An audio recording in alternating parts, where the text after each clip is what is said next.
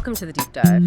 Today, we're doing a full system scan on one of the most powerful yet, well, persistently misunderstood forces shaping our culture and our commerce. Public relations. I mean, we're talking about the engine behind these massive cultural movements. No, absolutely. Think about the Barbie marketing campaign.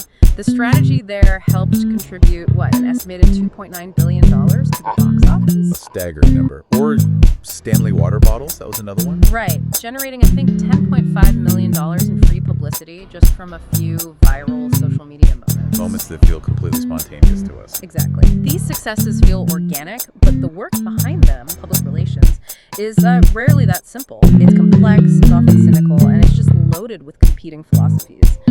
So our mission today is to trace the evolution of PR. We're going to start with its manipulative, deeply psychological origins and end up with its ethically charged role in our modern digital attention economy. And that's so important because when you look at the role of a PR specialist today, they're essentially the strategic communication nexus for any company. It's not just press releases anymore. Not at all.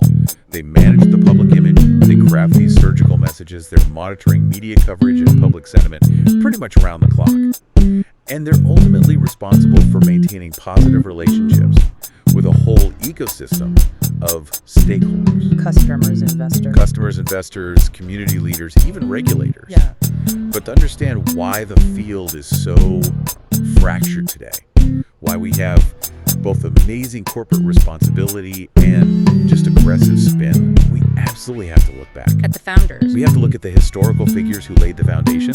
We're contrasting, the early days of deliberate spin where the public was just a target to be manipulated with today's standard, or at least the theoretical goal of transparency. Let's jump right into the deep end then, with probably the earliest and arguably the most cynical pioneer of them all, P.T. Barnum. He made his fortune using press agentry, which was basically generating buzz by any means necessary, all driven by that infamous belief that there's no such thing as bad publicity. He was the master of manufactured controversy. Our sources note he would literally use assumed names to write letters to newspapers.